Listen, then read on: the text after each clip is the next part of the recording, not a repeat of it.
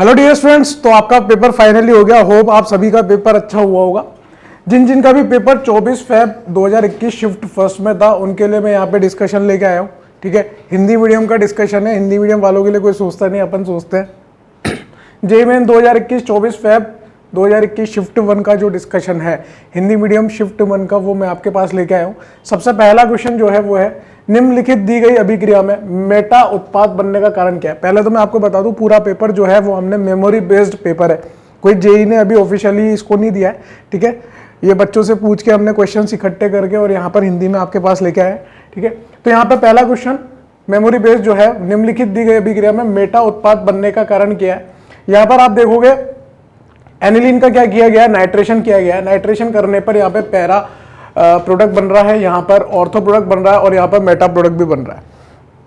लेकिन आमतौर पर देखा जाता है कि ऑर्थो और पैरा प्रोडक्ट तो बनता है एनिलीन से, लेकिन यहाँ पर मेटा प्रोडक्ट भी बन रहा है। तो उसका बनने के चांसेस क्यों ज्यादा है, उसको क्यों बन रहा है? 47% यहाँ पर मेटा प्रोडक्ट देखने को मिल रहा है। उसका बहुत तगड़ा कारण यह है कि यहाँ पर मीडियम कैसा है बेटा, एसिडिक मीडियम है। और एसिडिक मीडियम में यहाँ पर जो एनिलीन दी हुई है, यहाँ पर आपकी एनिलीन दी हुई है। एनिलीन जो है एसिडिक मीडियम में HNO3 जो या H2SO4 जो यहाँ पे दिया हुआ है, NH2 के लोन पेयर को किस में बदल देगा, NH3+ में बदल देगा।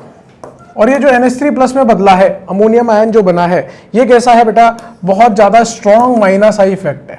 बहुत स्ट्रॉन्ग माइनस आई इफेक्ट है इसका, है ना।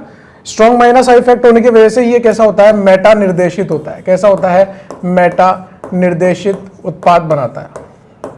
तो सिंपल सा था, एनिलीनियम आयन बनने की वजह से यहाँ पर जो NO2+ इलेक्ट्रोफाइल है वो NH3+ के कहाँ जुड़ जाएगा, NO2 पे बढ़ जाएगा। और मैक्सिमम जो है यहाँ पर एसिड बेस अभिक्रिया भी चलती रहेगी, तो अमोनियम आयन भी साइड में बनता रहेगा, इसलिए मेटा उत्पाद। तो यहाँ पर 4 ऑप्शन दिए हुए हैं। एनिलीन ऑर्थो पैरा निर्देशित होता है, लेकिन इस बात से कोई प्रूफ नहीं होता कि यहाँ पर मेटा उत्पाद भी बनेगा। एनिलीन मेटा निर्देशित होता है, बिल्कुल गलत बात है। एनिलीन मेटा निर्देशित नहीं होता। अम्लीय माध्यम में एनिलीन एनिलीनियम आयन में परिवर्तित होता है, दिख तो सही रहा है। जो ऑर्थो पैरा निर्देशित होता है, नहीं, एनिलीनियम आयन तो माइनस आई प्रभाव है। माइनस आई प्रभाव है तो यहाँ पर ये कैसा होगा, मेटा निर्देशित होगा। तो नीचे वाला देखते हैं, अम्लीय माध्यम में एनिलीन एनिलीनियम आयन में परिवर्तित होता है जो मेटा निर्देशित होता है, इसलिए 4th आंसर हमारा यहाँ पे करेक्ट हो जाएगा। बात समझ में आती है। नेक्स्ट क्वेश्चन क्या है हमारे पास, नेक्स्ट क्वेश्चन में हमें दिया हुआ है ये कंपाउंड जिसकी रिएक्शन हम लोग किसके साथ करा रहे हैं, H2SO4 NaOH के साथ करा रहे हैं। और यहाँ पे गुलाबी रंग यानी कि पिंक कलर देखने को मिल रहा है। हमारे पास यहाँ पर क्या मिसिंग है, P मिसिंग है। तो अनुपस्थित अभिकर्मक P को निकालना हमें। अनुपस्थित अभिकर्मक P क्या होगा, याद करो, ऐसी की ऐसी सेम रिएक्शन जब फिनोल के अंदर अपन रिएक्शन पढ़ते हैं, फिनोल के अंदर अपन अभिक्रिया पढ़ते हैं, तो फिनोल की अभिक्रिया के अंदर फिनोफ्थलीन बनाना आपको सिखाया जाता है, जो गुलाबी रंग का होता है, इंडिकेटर के यूज में होता है, एसिड बेस्ड टाइट्रेशन में इस्तेमाल होता है। तो वहां फिनोफ्थलीन के केस में याद आ रहा हो आपको, तो पैरा स्थिति से यहाँ पर C double bond O, C double bond O, यहाँ पर पैरा स्थिति से एक OH फिनोल लेते थे, दूसरा फिनोल लेते थे, 2 मोल फिनोल की आवश्यकता पड़ती थी। और पैरा स्थिति से यहाँ से वाटर निकाल देते थे अपन, और वाटर निकालने के बाद जो यहाँ पे बनता था वो हमारा फिनोफ्थलीन बनता था। कुछ याद आ रहा हो आपको तो फिनोफ्थलीन जब इस तरह से बनता था, तो बताओ मुझे कहाँ से रिक्वायरमेंट है, मेरी पैरा स्थिति जो है, मेरी पैरा स्थिति कैसी होनी चाहिए बेटा, पैरा स्थिति खाली होनी चाहिए। और पैरा स्थिति खाली कहाँ पर है, यहाँ पर तो OH के सापेक्ष में अगर देखूंगा तो पैरा स्थिति भरी हुई है। यहाँ पर OH के सापेक्ष में दोनों पैरा स्थिति भरी हुई है। इस OH के सापेक्ष में ये पैरा स्थिति खाली है, इस OH के सापेक्ष में ये पैरा स्थिति भरी हुई है। लेकिन यहाँ पर त्रिविम बाधा बहुत ज्यादा हो जाएगी, तो सबसे बेस्ट आंसर इस OH के सापेक्ष में ये पैरा स्थिति खाली है, इसलिए फर्स्ट आंसर हमारा करेक्ट आंसर हो जाएगा। ठीक है, फिनोफ्थलीन जैसा काम करेगा, बिल्कुल गुलाबी रंग आएगा।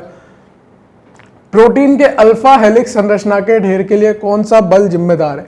अरे प्रोटीन के अल्फा हेलिक्स सेकेंडरी स्ट्रक्चर, द्वितीय संरचना की बात कर रहा है प्रोटीन के। कैसा होता है अल्फा हेलिक्स स्ट्रक्चर, कुछ ऐसा अल्फा हेलिक्स स्ट्रक्चर होता है हमारा, जिसमें C डबल बॉन्ड O, यहाँ पर NH, फिर C डबल बॉन्ड O, फिर यहाँ पर NH, फिर C डबल बॉन्ड O। याद आ रहा है कुछ, NH C double bond O, इस तरह से चलते रहते हैं। तो यहाँ पर इनके बीच में क्या होती है बेटा, हाइड्रोजन बंधन होता रहता है। क्या होता रहता है, हाइड्रोजन बंधन होता रहता है, जिस कारण से ये कैसी होती है, कोइल संरचना होती है। कैसी संरचना होती है, कोइल संरचना। तो यहाँ पर हाइड्रोजन बंधन, आयनिक बंधन, सहसंयोजक बंधन, वाटर बल, तो हाइड्रोजन बंधन हमारा सही आंसर हो जाएगा। क्लियर है, कितने सिंपल एनसीईआरटी बेस्ड सवाल है। बहुत सिंपल पेपर यहाँ पर देखने को मिला है ऑर्गेनिक केमिस्ट्री का पहली बार। ठीक है, बिल्कुल जो एनसीईआरटी में दी हुई रिएक्शन है बिल्कुल वही की वही आपसे पूछ रहे हैं, सिंपल लाइनें पूछ रहे हैं। जो भी अपकमिंग देने वाले बच्चे, आने वाले बच्चे हैं जिनके अभी रेगुलर एग्जाम है, वो प्लीज एनसीईआरटी की प्लीज रीडिंग कर ले अच्छे से, और पीछे वाले जो चैप्टर है polymer, chemistry and radio life और बायोमोलिक्यूल पढ़ ले। मैं आपको हमेशा से बोलता आ रहा हूँ। यहाँ पर एक कॉलम मैच का सवाल आया था, ठीक है। इस तरफ आप देखोगे तो यहाँ पर जो है एकलक दिए हुए हैं और यहाँ पर बहुलक दिए हुए हैं। देख के तो ये पता चल रहा है कैप्रोलेक्टम एकलक होता है, क्राइलोनाइट्राइल एकलक होता है, 2-chloro-butadiene, हाँ ये तो एकलक है, और यहाँ पर जितने भी दिए हुए हैं सारे बहुलक है इनके। तो देखना पड़ेगा कौन सा एकलक किसका बहुलक से मैच खा रहा है, ठीक है ना। तो कैप्रोलेक्टम जो होता है वो किसका होता है, नाइलोन 6। नाइलोन 6 का जो एकलक होता है वो क्या होता है, हमारा कैप्रोलेक्टम। कैप्रोलेक्टम की संरचना आपको पता है, कैप्रोलेक्टम कैसा दिखता है साहब, 7 मेंबर की रिंग होती है, ठीक है। वापस से बना के बता रहा हूं, इधर देखो COONH, इस तरह के कैप्रोलेक्टम होता है, ठीक है। 7 मेंबर की संरचना होती है। एक्राइलोनाइट्राइल की बात करें तो एक्राइलोनाइट्राइल किसका होता है साहब, एक्राइलोनाइट्राइल होता है अपना ब्यूना एन। ब्यूना एन का होता है, ब्यूना एन के 2 होते हैं मोनोमर, एकलक 2 होते हैं। ब्यूना एन के कौन कौन से होते हैं, एक तो ब्यूटा 1,3-डाइन, एक तो ब्यूटा 1,3-डाइन होता है, और दूसरा क्या होता है, अक्राइलोनाइट्राइल। अक्राइलोनाइट्राइल, अक्राइलोनाइट्राइल का स्ट्रक्चर क्या होता है, CH2 double bond CH, C triple bond N, ये अक्राइलोनाइट्राइल होता है। तो यहाँ पे अक्राइलोनाइट्राइल पहले का तो क्या मिल गया हमारा, पहले का तो C आ गया, नाइलोन 6 से मैच कर रहा है। एक्राइलोनाइट्राइल B से ही मैच कर रहा है। नेक्स्ट है 2-chloro-buta-1,3-डाइन। 2-chloro-buta-1,3-डाइन, ये 1,3-डाइन हो गई और ये 2 पे क्लोरो हो गया, यानी कि ये तो क्लोरोपिरीन हो गया। और ये किसका एकलक होता है, नियोप्रीन का एकलक होता है। किसका होता है, नियोप्रीन का एकलक होता है। नियोप्रीन दिया है क्या, ए ऑप्शन दिया हुआ है नियोप्रीन, तो ये नियोप्रीन से मैच कर जाएगा। फिर 2-methyl-buta-1,3-डाइन। 2-methyl-buta-1,3-डाइन क्या होता है, 2-methyl, ये 2-methyl-buta-1,3-डाइन है। 2-methyl-buta-1,3-डाइन किसका, प्राकृतिक रबर का मोनोमर होता है, तो यहाँ पे डी से मैच कर जाएगा। ऑप्शन देखते हैं यहाँ पे, ओ माय गॉड, ऑप्शन पहले से स्टार लगा हुआ है लेकिन हमने नहीं लगाया, झूठ नहीं बोलना। फर्स्ट का C, सेकंड का B, थर्ड का A, फोर्थ का D। यहाँ पर ये आंसर सही है, थर्ड आंसर बिल्कुल सही है ना, वेरी गुड। निम्नलिखित दी गई अभिक्रिया का मुख्य उत्पाद होगा। इस अभिक्रिया का मुख्य उत्पाद बनाना, देखो कितना सिंपल सवाल है। क्लासरूम में ऐसा सवाल हर एक टीचर करवाता है जो भी आपको जेई की तैयारी करवा रहा है, ठीक है। सीधा सीधा कौन सा सवाल है, ग्रूव्स मेथड। इस नाम से आपको रिएक्शन पढ़ाई होगी कि ग्रूव्स मेथड रिएक्शन नाम की आपको एक अभिक्रिया पढ़ाई होगी। यहाँ पर आप सिंपली देखोगे तो ये आपको एक अल्कोहल दिया हुआ है। अल्कोहल की रिएक्शन किससे करा रहे हैं, HCl के साथ करा रहे हैं। H+ होगा, Cl- होगा, ऑक्सीजन का लोन पेयर जो है वो H+ पे अटैक करेगा। सिंपल एसिड बेस रिएक्शन है, एसिड बेस रिएक्शन है। यहाँ पर क्या होने वाला है बताओ, यहाँ पर आपका बन जाएगा OH2+, जिससे यहाँ पर कैटायन जनरेट होगा। बताओ यहाँ पर जो कैटायन जनरेट हुआ है, कार्बोधनायन बना है, ये कार्बोधनायन अम्लक्षार अभिक्रिया है। अम्लक्षार अभिक्रिया होकर यहाँ पे कार्बोधनायन बना है, लेकिन यहाँ पे कार्बोधनायन में रिंग एक्सपेंशन नहीं होगा क्योंकि 6 सदस्य की वलय ज्यादा स्थायी होती है। और यहाँ पे कोई भी उत्पाद देख लो आप, उसमें किसी में भी आपका रिंग एक्सपेंशन तो हो नहीं रहा, यानी कि यहाँ पर कुछ और हो सकता है। यहाँ पे अल्फा हाइड्रोजन मुझे कितने मिल रहे हैं, यहाँ पे अल्फा, यहाँ पे अल्फा, तो 3 और 1 4 अल्फा हाइड्रोजन यहाँ पर देखने को मिल रहे हैं। अगर इससे ज्यादा स्थायी कार्बोधनायन बना पाऊंगा तो बना के आऊंगा जरूर। तो यहाँ पर क्या करूंगा, 1,2 हाइड्राइड शिफ्ट करा दूंगा। यहाँ पर क्या करूंगा, 1,2 हाइड्राइड शिफ्ट कराऊंगा, यानी कि कार्बोधनायन का पुनर्विन्यास कराऊंगा। कार्बोधनायन का पुनर्विन्यास कराया साहब, यहाँ पे कार्बोधनायन को लेके आ गया। यहाँ पर अब अल्फा हाइड्रोजन चेक करें मैंने, तो अल्फा हाइड्रोजन कितने आ रहे हैं, ये अल्फा, ये अल्फा, ये अल्फा, 2 4 और 1 5 अल्फा हाइड्रोजन आ रहे हैं, यानी कि पहले से ज्यादा सही है। अब अगर कार्बोधनायन को यहाँ लेके आता हूं तो अल्फा हाइड्रोजन कितने हो जाएंगे, अल्फा हाइड्रोजन कम हो जाएंगे यहाँ पे, ठीक है। तो नेक्स्ट स्टेप में Cl- कहाँ पे आक्रमण करेगा, यहाँ पर आक्रमण करेगा, और मुझे क्या उत्पाद मिलेगा, मुझे उत्पाद मिलेगा आपका यहाँ पर क्लोरीन और यहाँ पर ये। बात समझ में आती है, ये उत्पाद आ जाएगा। ऐसा उत्पाद कहीं देखने को मिल रहा है क्या, देखो सेकंड और फोर्थ तो हो नहीं सकता क्योंकि वो तो कैसे है, वो विलोपन उत्पाद है। पहला और तीसरा होने के चांसेस ज्यादा थे क्योंकि यहाँ पर पहले और तीसरे में क्या हो रहा है, पहले और तीसरे में नाभिक स्नेह प्रतिस्थापित उत्पाद बन रहे हैं, प्रतिस्थापित उत्पाद का बनना ज्यादा संभव होता है। तो यानी कि पहला ऑप्शन ज्यादा अच्छा है तीसरे ऑप्शन से भी। यहाँ पे प्रूफ करके बता दिया आपको कैसे है। निम्नलिखित दी गई अभिक्रिया का मुख्य उत्पाद होगा, सेम वही क्वेश्चन वापस से रिपीटेड। यहाँ पर कौन सी रिएक्शन है, इलेक्ट्रॉन स्नेह योगात्मक अभिक्रिया है। इलेक्ट्रॉन स्नेह योगात्मक अभिक्रिया के बारे में आपको बता रखा है। यहाँ पर ये H+ है, I- है, एल्कीन इस H+ पर आक्रमण करेगा, मार्कोनिकॉफ नियम के अनुसार आक्रमण होगा, मार्कोनिकॉफ नियम के साथ आक्रमण होगा। तो यहाँ पर क्या बनेगा बताओ, यहाँ कार्बोनाइन, यहाँ हाइड्रोजन जुड़ जाएगा आपका। उसके बाद क्या होगा, ये 1 है, ये 2 है, 1,2 मिथाइल शिफ्ट, क्योंकि यहाँ पे कार्बोनाइन बना है तो कार्बोनाइन का पुनर्विन्यास भी संभव है। कार्बोनाइन का पुनर्विन्यास कराओ, यहाँ पे मिथाइल आ जाएगा, यहाँ पर कार्बोकेटायन आ जाएगा, कार्बोनाइन आ जाएगा आपका। उसके बाद अब क्या करना है, यहाँ पे सबसे बेहतरीन, यहाँ पे अल्फा हाइड्रोजन कितने थे, 3 और 1 0 3, और यहाँ पर 0 थे, तो यहाँ पर कुल मिला के 3 अल्फा हाइड्रोजन हो गए। जबकि यहाँ पर अल्फा हाइड्रोजन कितने आ रहे हैं बताओ, 3 6 और एक 7 अल्फा हाइड्रोजन आ रहे हैं। बात समझ में आती है।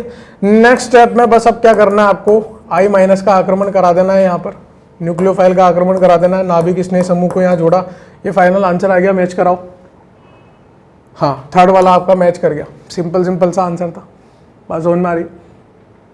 नेक्स्ट क्वेश्चन है, निम्नलिखित दी गई अभिक्रिया का मुख्य उत्पाद होगा। देखो, जब मैंने आपको ग्रिग्नार्ड का निर्माण करना सिखाया था तो मैंने आपको बोला था कि जब भी डाई हैलाइड वाले यौगिक होंगे वो कभी ग्रिग्नार्ड का निर्माण नहीं कर सकते। अगर एक ही यौगिक में 2 हैलोजन लगे हुए हैं तो ग्रिग्नार्ड का निर्माण नहीं हो सकता साहब।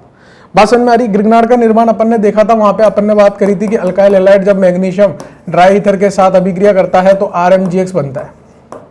तो यहाँ पे अपन ने सिंपली बोला था मैग्नीशियम जो है वो 2 इलेक्ट्रॉन छोड़ता था, 2 इलेक्ट्रॉन पीछे से अटैक करते थे, तो R- बनता था और X- बनता था, और R- X- Mg+2 आपस में जोड़ के हम RMgX बना देते थे। ध्यान से देखोगे हमने R- बनाया यहाँ पर, तो बस वही चीज यहाँ पे होगी। जैसे ही आप ग्रिग्नार्ड बनाने लगोगे तो यहाँ पे माइनस बनेगा पहली बार में, और यहाँ पे Br है, तो ये माइनस खुद ही इस दूसरे Br पर आक्रमण करके इसको बाहर निकाल देगा। तो यहाँ पर क्या बन जाएगा आपका, कुछ ऐसा उत्पाद बनेगा। ऐसा उत्पाद कहीं दिखने को मिल रहा है, हाँ ये रहा सेकंड, तो सेकंड वाला बन जाएगा। तो एक तरफ से आप ग्रिग्नार्ड बना लोगे, वो ग्रिग्नार्ड यहाँ पे जो एनायन बनेगा वो एनायन खुद ही अगले Br को अंदर से आक्रमण करके निकाल देगा। इसलिए डाई हैलाइड से कभी भी ग्रिग्नार्ड का बनना संभव नहीं है।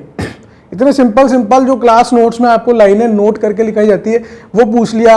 NCERT के एक्सरसाइज वाले सवाल पूछ रहा है, बताओ।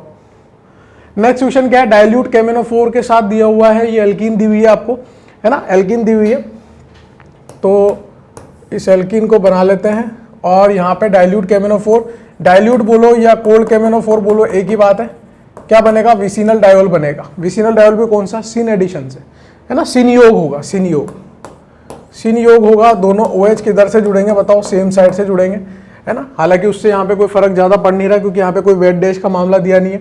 यहाँ पर 2 OH वाले कंपाउंड कौन से, फर्स्ट और सेकंड, दोनों में से कोई भी आंसर हो सकता है। नेक्स्ट स्टेप में CrO3 दिया है। CrO3 एक अच्छा ऑक्सीकारक है, एक प्रबल ऑक्सीकारक है। एक प्रबल ऑक्सीकारक है जो 2 डिग्री को तो निपटा सकता है लेकिन 3 डिग्री को नहीं निपटा पाएगा। तो 2 डिग्री को तो कहां तक निपटा के आएगा बताओ, कीटोन तक, और 3 डिग्री को निपटा ही नहीं पाएगा। तो 2 डिग्री पे कीटोन और 3 डिग्री पे कुछ नहीं बना। ऐसा कौन सा है, यही दिख रहा है मुझे, तो फर्स्ट आंसर आ जाएगा, फर्स्ट आंसर आ जाएगा। बात समझ में आ रही। सिंपल सा सवाल था, 2 ऑप्शन तो वैसे कट गए, 50-50 हो गया। अगर आपको डाइल्यूट KMnO4 वाली बात भी पता है तो 50-50 तो वैसे हो गया।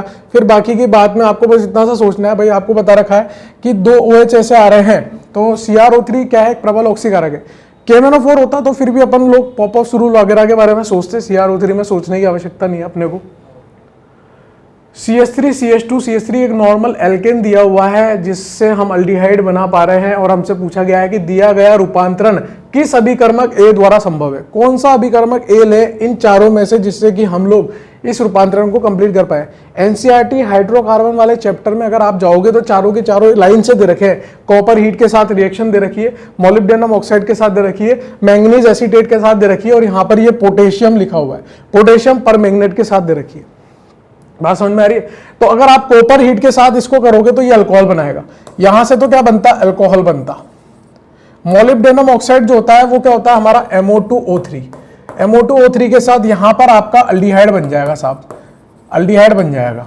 मैंगनीज एसीटेट जो होता है वो आपको एसिड देता है, क्या देता है, एसिड दे देगा। और पोटेशियम परमैंगनेट अगेन आपको अल्कोहल देगा अगर आपका 3 डिग्री है तो, और अगर आपका 1 डिग्री 2 डिग्री है तो 1 डिग्री के केस में आप एसिड बना लोगे, ठीक है। 2 डिग्री केस में आप अल्डिहाइड कीटोन बना सकते हो, है ना। 3 डिग्री केस में आप अल्कोहल बना सकते हो। तो यहाँ से बेस्ट आंसर जो हमें देखने को मिल रहा है वो कौन सा मिल रहा है, मोलिब्डेनम ऑक्साइड देखने को मिल रहा है, क्योंकि मैंगनीज एसीटेट के केस में तो एसिड होगा, कॉपर हीट तो अल्कोहल ही बनाएगा, ठीक है। नेक्स्ट क्वेश्चन हमारा है एनिलीन की रिएक्शन NaNO2HCl। देखो एनिलीन की रिएक्शन NaNO2HCl के साथ करा रहे हैं, तो एनिलीन की रिएक्शन NaNO2HCl के साथ बच्चा जानता है अब तो। एनेलिन की रिएक्शन NaNO2HCl यानी कि HNO2 के साथ क्या मिलेगा, डाइजोनियम सॉल्ट मिल जाएगा। ये तो याद ही रहता है अब, डाइजोनियम सॉल्ट। और बेंजीन डाइजोनियम सॉल्ट की रिएक्शन अगर मैं कैसियन के साथ कराऊंगा तो Cn माइनस क्या करेगा, इस N2 को यहाँ से न्यूक्लियोफिलिक सब्सटीट्यूशन रिएक्शन कर देगा। यहाँ पर नाभिक स्नेही एरोमेटिक प्रतिस्थापन अभिक्रिया, एरोमेटिक वलय पर प्रतिस्थापन कर देगा नाभिक स्नेही समूह का। तो यहाँ पर क्या मिल जाएगा मुझे, यहाँ पर साइनाइड लग जाएगा और साथ में N2 गैस बाहर निकल जाएगी। यहाँ तक किसी को डाउट ही नहीं होगा। फिर उसके बाद SnCl2 plus HCl, SnCl2 plus HCl जो होता है वाटर के साथ, ये कौन सा रिडक्शन है, स्टीफन अपचयन। याद आ रहा आपको, स्टीफन अपचयन, केवल साइनाइड के साथ स्टीफन अपचयन लगाते थे और स्टीफन अपचयन साइनाइड को कहाँ पे ले जाता है, एल्डिहाइड में ले जाता है। तो यहाँ से जो उत्पाद मिलेगा वो क्या मिलेगा, बेंजल्डिहाइड देखने को मिलेगा। क्या देखने को मिलेगा, बेंजल्डिहाइड देखने को मिलेगा। तो हमसे क्या पूछ रहा है, उत्पाद ए एवं उत्पाद बी। तो उत्पाद ए तो बेंजीन डाइजोनियम के बाद केसीएन के साथ, ये तो आपका उत्पाद ए है, ये आपका उत्पाद बी है, मैच कराना पड़ेगा। तो बेंजोनाइट्राइल और बेंजल्डिहाइड कहाँ पे लिखा है, बेंजोनाइट्राइल और बेंजल्डिहाइड मेरे हिसाब से थर्ड में लिखा है और तो कहीं लिखा नहीं। ठीक है, तो ये कुछ सवाल आपके आए थे। ठीक है, यहाँ तक 10 सवाल आपके ऑर्गेनिक से बिलोंग कर रहे थे शिफ्ट 1 में, तो सारे सवाल आपके साथ डिस्कस कर दिए। होप आप सभी लोगों का पेपर अच्छा गया होगा। ठीक है, लेकिन मैं आपसे फिर भी एक बात बोलता हूँ कि नेक्स्ट पेपर के लिए आप फिर से जुट जाए, है ना। नेक्स्ट मंथ के लिए जो भी आपका पेपर होगा वापस से जुट जाए और एक बार अच्छे से तैयारी करें। आपको पता चल जाएगा कि एनसीईआरटी बेस्ड पेपर पूछ रहा है। हालांकि मक्कारी करिए, सीबीएसई बोर्ड से जो टॉपिक हटा दिए वही टॉपिक आपको देने की कोशिश करिए। ठीक है, लेकिन आप लोग फ़ायदा उठा सकते हो, है ना। अपनी स्टडी को कंटिन्यू रखते हो, उसने आपको हिंट दे दिए, बस उसी का फ़ायदा उठाओ। Thank you so much and best of luck.